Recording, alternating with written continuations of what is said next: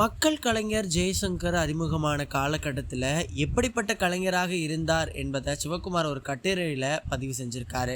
1960களில் தான் ஒரு ஜெய்சங்கர், ரவிச்சந்திரன், ஏவிஎம் ராஜன், ஸ்ரீகாந்த், நான் ஆகிய 5 பேரும் கதாநாயகர்களாக அறிமுகமானோம். இதில் தொடர்ந்து படங்கள் நடிக்கக்கூடிய வாய்ப்புனா அது ஜெய்சங்கருக்கு தான் கிடைச்சிது.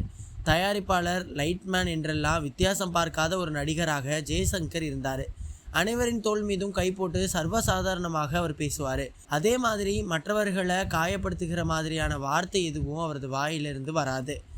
எனக்கு தெரிஞ்சு சினிமா உலகிலேயே எதிரிகளே இல்லாமல் இருந்த நடிகர்னா நான் ஜெய்சங்கரை தான் சொல்லுவேன். பல தருணங்களில் எனக்கு ஆதரவாக ஜெய்சங்கர் இருந்திருக்காரு.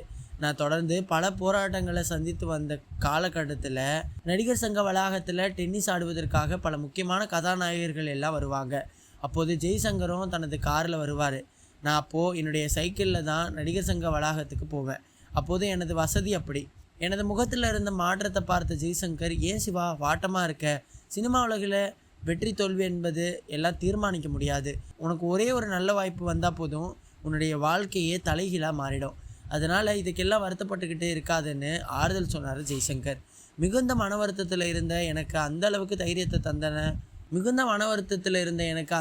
தைரியத்தை தந்தன என்கிறாரு சிவகுமார். மேற்கண்ட தகவலை பிரபல தயாரிப்பாளர் சித்ரா லக்ஷ்மணன் தெரிவிச்சிருக்காரு. வசதி இல்லாமல் சைக்கிளில் வந்த சிவகுமாரை பார்த்து நக்கல் பண்ணாமல் அவரது மனவேதனையை அவரது முகத்தின் குறிப்பால் உணர்ந்து அதற்கேற்ப பக்குவமாக பேசியிருக்காரு ஜெய்சங்கர். அது மட்டும் இல்லாமல் அவருடைய மனவேதனைக்கு மாமருந்தாக அமைந்து ஒரு நல்ல தைரியத்தை கொடுத்துருக்காரு ஜெய்சங்கர்.